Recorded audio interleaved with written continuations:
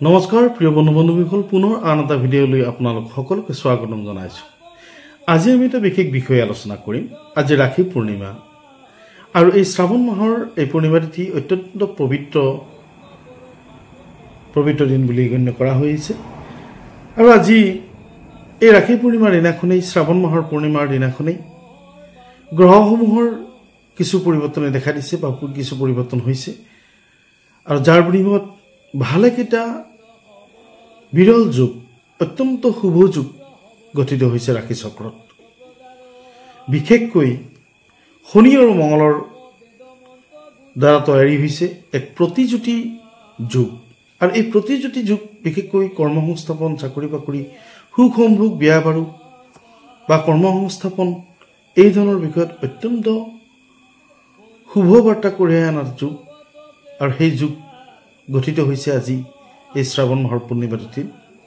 তাৰ লগে লগে নৱপঞ্চম যুগ গঠিত হৈছে, গজলক্ষ্মী যুগ গঠিত হৈছে, সৰ্বাৰ্থ সিদ্ধি যুগ বুলি যুগ গঠিত হৈছে, আৰু সমসপ্তম যুগ বুলি ৰাজ যুগৰ গঠিত হৈছে। গতিকে এই চাৰিটা যুগ ইতিমধ্যে সমাৱেশ ঘটিছে এই বৰ্তমানৰ গ্ৰহচক্ৰত। তাৰ লগে লগে প্ৰতিযুতি যুগ বুলি যুগ শনি মংগলৰ দ্বাৰা তৈয়াৰী হয়, সেই যুগো প্ৰতিপন্ন হৈছে এই শ্ৰাৱণী পূৰ্ণিমাত। গতিকে এই অজস্ৰ শুভ যুগৰ প্ৰভাৱত কিছু কিছু ৰাশিৰ কাৰণে লৈ আহিছে শুভ বাৰ্তা বা শুভ সময়। আজি আমি সেই বিষয়ে আলোচনা কৰিম। কোন কোন ভাগ্যৱান ৰাশি এই যুগসমূহত, এই বিৰল শুভ যুগসমূহৰ শুভ প্ৰতিক্ৰিয়া লাভ কৰিব, তেওঁলোকে কেনেধৰণৰ বিষয়বিলাকত তেওঁলোকৰ প্ৰাপ্তি ঘটিব, বা তেওঁলোকৰ বিশেষ শুভ বা বিশেষ অশুভ কেনেকুৱা থাকিব, বা কোন কোন বিষয়ত তেওঁলোকে অগ্ৰাধিকাৰ পাব, চাকৰি বাকৰি, কৰ্মসংস্থাপন ইত্যাদি কেনেধৰণৰ বিষয়ত হ'ব, এই সমস্ত বিষয়টি লৈ আহিছোঁ। ভিডিঅ'টো স্কিপ নকৰাকৈ শেষলৈকে চালে নিশ্চয় উপকৃত হ'ব। এইখিনিতে এটি বিশেষ অনুৰোধ, যদি মোৰ চেনেলটিৰ বাবে আপুনি নৱাগত, তেনেহ'লে প্ৰথমতে মোৰ চেনেলটি ছাবস্ক্ৰাইব কৰিবলৈ নাপাহৰিব, আৰু মোৰ এই ভিডিঅ'সমূহ আপোনাৰ বন্ধুবৰ্গলৈ লৈ যোৱাত নিশ্চয় সহায় কৰিব। আহক আমি ভিডিঅ'টো আৰম্ভ কৰিছোঁ। আজি ৰাখি পূৰ্ণিমা, আৰু ৰাখি পূৰ্ণিমা আজি দিনৰ 9:10 এক বিশেষ যুগ তৈয়াৰী হ'ব, আৰু সেই যুগটো হৈছে প্ৰতিযুতি যুগ। যি যুগ কৰ্মসংস্থাপন, চাকৰি বাকৰি বা আত্মসংস্থাপন বা বিয়া বাৰু বা মাটি পিটি ক্ৰয়, যান বাহন ক্ৰয়, এনেধৰণৰ বিষয়ত অত্যন্ত লাভদায়ক যুগ, যাৰ প্ৰতিক্ৰিয়া স্বৰূপে জাতক জাতিকাসকলে মাটি বাৰী ক্ৰয়, নতুনকৈ গৃহ নিৰ্মাণ, চাকৰি বাকৰি বা সংস্থাপন, চাকৰি বদলীকৰণ, এই ধৰণৰ সমস্ত বিষয় শুভত্ব কঢ়িয়াই লৈ আহে। তাৰ লগে লগে নৱম পঞ্চম জোৰাই বিশেষকৈ বৈবাহিক দিশত শুভ কাৰকতা দেখা যায়।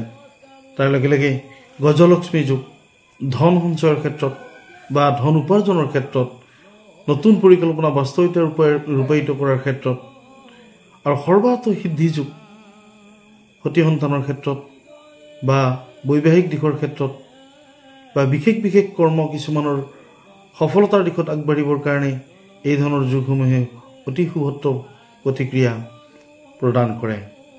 তাৰ লগে লগে সমসপ্তম যুগৰ শুভ প্ৰতিক্ৰিয়া লাভ কৰিব বিশেষকৈ চাৰিটা ৰাশিয়ে। আৰু এই প্ৰথম ভাগ্যশালী ৰাশিটো হৈছে মেষ ৰাশি।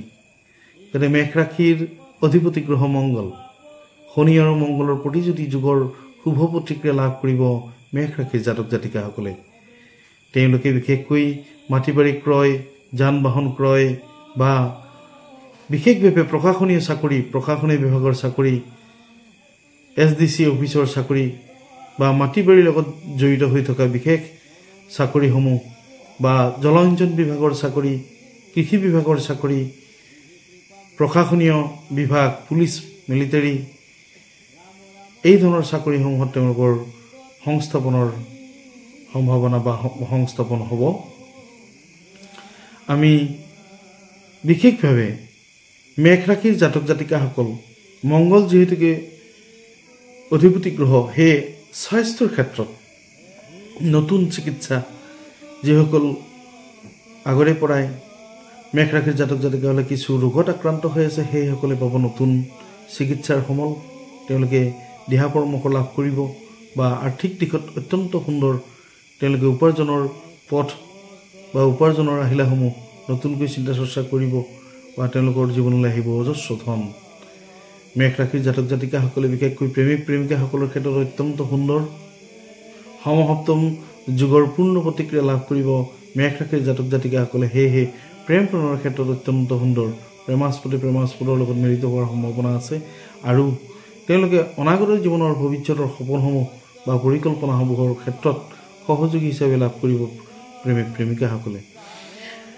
বিশেষকৈ পাৰিবাৰিক দিশত অত্যন্ত সুন্দৰ। পাৰিবাৰিক দিশত তেওঁলোকৰ পুৰণা কাজিয়া পেচাল দ্বন্দ্ব পৰিহাৰ কৰি এক নতুন পথলৈ ধাবিত হ'ব। পাৰিবাৰিক ক্ষেত্ৰখনত ঘৰুৱা সহায় লাভ কৰিব। ভাতৃসমূহ ভগ্নীসমূহ বা ভাতৃ ভগ্নীৰ সৈতে সহযোগিতা লাভ কৰিব। আত্মিক উৎসৱ পাৰ্বণ ক্ষেত্ৰত তেওঁলোকে সহযোগিতা কৰিব বা উৎসৱ পাৰ্বণ ধৰ্মীয় আধ্যাত্মিক দিশত তেওঁলোকে আগবাঢ়িব বা ঘৰুৱাভাৱে এনেধৰণৰ অনুষ্ঠান উৎসৱত তেওঁলোকৰ সহযোগিতা সক্ৰিয়তা থাকিব। মেঘ ৰাশিৰ জাতক জাতিকাসকলৰ ক্ষেত্ৰত বিশেষকৈ চাকৰি বাকৰিৰ ক্ষেত্ৰত অত্যন্ত সুন্দৰ এই শুভ যোগসমূহৰ দ্বাৰা কঢ়িয়াই আনিছে। আমি দ্বিতীয় ভাগ্যশালী ৰাশিটো লৈ আহিছোঁ বৃষ ৰাশি। বৃষ ৰাশিৰ অধিপতি শুক্ৰ অত্যন্ত শুভ অৱস্থান গ্ৰহণ কৰা হেতুকে দ্বিগুৰু যুগত অৱস্থান গ্ৰহণ কৰা হেতুকে বৃষ ৰাশিৰ জাতক জাতিকাসকলৰ ক্ষেত্ৰত বিশেষকৈ চাকৰি বাকৰি স্বাস্থ্যৰ ক্ষেত্ৰত অত্যন্ত সুন্দৰ। যিসকল লোক অত্যাধিক পৰিশ্ৰম কৰি কোনো ফলাফল হোৱা নাছিল বা গতিকে ইয়াৰ আগতে বহুত কষ্ট কৰাৰ পিছতো পৰিশ্ৰমৰ মূল্য তেওঁলোকে পোৱা নাছিল, সেইসকল জাতক জাতিকাসকলৰ ক্ষেত্ৰত এক নতুন সময় আহিছে বুলি ক'ব পৰা যায়। তেওঁলোকে লাভ কৰিব প্ৰশংসা, তেওঁলোকে উপযুক্ত পৰিশ্ৰমৰ মূল্য তেওঁলোকে লাভ কৰিব বা তেওঁলোকৰ মানসিক শান্তি লাভ কৰিব বা দ্বিগুৰু যুগৰ প্ৰভাৱত বিশেষকৈ চাকৰি বাকৰিৰ ক্ষেত্ৰত স্কুলৰ চাকৰি কলেজৰ চাকৰি বা শুক্ৰৰ ক্ষেত্ৰত শুক্ৰ যিহেতুকে বৃহস্পতিৰ লগত সহ অৱস্থান কৰিছে, সেয়ে শুক্ৰৰ মাটি বাৰীৰ লগত জড়িত হৈ থকা বা হাইকোৰ্ট জলসিঞ্চন বিভাগ কৃষি ক্ষেত্ৰ এনেধৰণৰ বিষয়ত তেওঁলোকে চাকৰি বা প্ৰশাসনীয় বিভাগ পুলিচ মিলিটাৰী বা মাটিৰ লগত সম্পৰ্কিত হৈ থকা অফিচ কাছাৰী এনেধৰণৰ বিষয়ত চাকৰি হোৱাৰ সম্ভাৱনা আছে।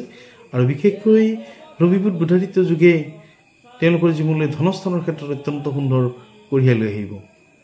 গতিকে ৰবি বুধ বুধাদিত্য যুগৰ জৰিয়তে তেওঁলোকে উপাৰ্জনৰ পথ মুকলি হ'ব বা নতুন ব্যৱসায় নতুন বাণিজ্যৰ পৰিকল্পনা কৰিব, বন্ধুৰ সহায় লাভ কৰিব, বন্ধুৰ জৰিয়তে তেওঁলোকে ব্যৱসায়িক দিশত সফলতা লাভ কৰিব। প্ৰেমৰ ক্ষেত্ৰত অত্যন্ত সুন্দৰ প্ৰেমাস্পদৰ লগত মিলিত হোৱাৰ সম্পূৰ্ণ সম্ভাৱনা আছে আৰু বিশেষকৈ বৈবাহিক কথাখিনিৰ ক্ষেত্ৰত অতি দ্ৰুতগতিত বৈবাহিক সম্পৰ্ক স্থাপন হোৱাৰ সম্ভাৱনা। আমি আহিছোঁ তৃতীয় ভাগ্যশালী ৰাশিটো সিংহ ৰাশি। সিংহ ৰাশিৰ কাৰণে অত্যন্ত সুন্দৰ দিন নিৰ্ধাৰিত হৈছে। সিংহ ৰাশিৰ অধিপতি গ্ৰহ ৰবি বুধাদিত্য যুগ হৈ অৱস্থান গ্ৰহণ কৰা হেতুকে বিশেষকৈ সিংহ ৰাশিৰ জাতক জাতিকাসকলে নতুনকৈ সাহস নতুনকৈ উদ্যম বা সামাজিক আৰু ৰাজনৈতিক দিশত জড়িত ব্যক্তিসকলে লাভ কৰিব যশস্যা প্ৰশংসা। তেওঁলোকে উচ্চ পদমৰ্যাদা লাভ কৰিব, সামাজিক সন্মান লাভ কৰিব। শিল্পী সাহিত্যিকসকলৰ ক্ষেত্ৰত অত্যন্ত সুন্দৰ তেওঁলোকে লাভ কৰিব যশস্যা। চাকৰিয়াল ব্যক্তিসকলৰ ক্ষেত্ৰত অত্যন্ত সুন্দৰ, তেওঁলোকে উচ্চপদস্থ বিষয়াসকলৰ স্নেহভাজন হ'ব বা তেওঁলোকে চৰকাৰী সাহায্য বা চৰকাৰী অনুদান চৰকাৰী বিভিন্ন সুবিধা লাভ কৰিব, পদোন্নতি হোৱাৰ সম্ভাৱনা আছে এই যুগসমূহৰ শুভ প্ৰভাৱত। গতিকে আমি একেবাৰে শেষৰ ৰাশিটো হৈছে মীন ৰাশি। আমি সকলোৱে জানো যে মীন ৰাশিৰ অধিপতি গ্ৰহ বৃহস্পতি আৰু বৃহস্পতি বৰ্তমান শুক্ৰ গ্ৰহৰ লগত অৱস্থান গ্ৰহণ কৰি মীন ৰাশিৰ কাৰণে অত্যন্ত শুভ কাৰকতা প্ৰকাশ কৰিছে। মীন ৰাশিৰ যিহেতুকে অধিপতি গ্ৰহ বৃহস্পতি আৰু বৃহস্পতি শুভ কাৰকতা লাভ কৰিব মীন ৰাশিয়ে। তেওঁলোকে শিক্ষকৰ চাকৰি কলেজৰ অধ্যাপকৰ চাকৰি বা আধ্যাত্মিক দিশত জড়িত হৈ থকা ব্যক্তিসকলৰ অত্যন্ত সুন্দৰ। স্বাস্থ্যৰ প্ৰতি তেওঁলোকে সুফল লাভ কৰিব। যিসকল ব্যক্তি কিছু ৰোগত আক্ৰান্ত হৈ আছে সেইসকলে কিছু চিকিৎসাৰ ক্ষেত্ৰত সুফল লাভ কৰিব বা তেওঁলোকৰ আত্মসংযমতা বিশেষকৈ শিক্ষাৰ্থীসকলৰ ক্ষেত্ৰত আত্মসংযমতা নেতৃত্ব দক্ষতা বা ধৈৰ্য শক্তি বা নতুন শিক্ষাৰ কৌশল আয়ত্তকৰণ এনেধৰণৰ বিষয়ত তেওঁলোকে সুফল লাভ কৰিব। মীন ৰাশিৰ জাতক জাতিকাসকলৰ ক্ষেত্ৰত বিশেষকৈ পাৰিবাৰিক দিশত অত্যন্ত সুন্দৰ, তেওঁলোকে ভাই ভাতৃৰ সহযোগিতা লাভ কৰিব আৰু তেওঁলোকে লাভ কৰিব বিশেষকৈ বিবাহ ক্ষেত্ৰত বিবাহৰ ক্ষেত্ৰত অত্যন্ত সুন্দৰ দ্বিগুৰু যুগৰ শুভ প্ৰভাৱত তেওঁলোকে আৰু বিশেষকৈ সমসপ্তম যুগ গজলক্ষ্মী যুগৰ শুভ প্ৰভাৱত তেওঁলোকৰ বৈবাহিক ক্ষেত্ৰখন অত্যন্ত উন্নত। গতিকে প্ৰেম প্ৰণৰ ক্ষেত্ৰত অত্যন্ত সুন্দৰ, প্ৰেমাস্পদে প্ৰেমাস্পদৰ সহযোগিতা কৰিব। প্ৰিয় বন্ধু, বিশেষকৈ বিবাহৰ ক্ষেত্ৰত অত্যন্ত সুন্দৰ মীন ৰাশিৰ জাতক জাতিকাসকলৰ ক্ষেত্ৰত, প্ৰেমৰ ক্ষেত্ৰত অত্যন্ত সুন্দৰ, প্ৰেমাস্পদে প্ৰেমাস্পদৰ লগত মিলিত হ'ব বা তেওঁলোকৰ ভৱিষ্যত পৰিকল্পনাসমূহত সহযোগী হ'ব।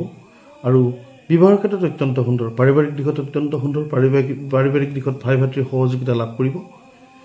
প্ৰিয় বন্ধু বান্ধৱীসকল, এই যুগসমূহ অত্যন্ত শুভ যুগসমূহ যেনে গজলক্ষ্মী যুগ, সৰ্বাৰ্থ সিদ্ধি যুগ, সমসপ্তম যুগ, নৱম পঞ্চম যুগ, তাৰ লগে লগে প্ৰতিযুতি যুগৰ যি শুভ কাৰকতা আৰু তাৰ লগে লগে 4টাকৈ ৰাশিৰ জীৱনলৈ এক ইতিবাচক সহায়েৰে পৰিৱৰ্তন নমাই আনিব। আৰু এই বিষয়ত সন্দৰ্ভত এটা ভিডিঅ' বনাই আনিছিলোঁ। গতিকে আপোনালোকে নিশ্চয় ভিডিঅ'টো ভাল পালে, আৰু যদি ভাল লাগিল এটা লাইক কৰিবলৈ নাপাহৰিব আৰু কমেণ্টত গৈ হৰ হৰ মহাদেৱ বুলি কমেণ্টত লিখিবলৈ নাপাহৰিব। ধন্যবাদ।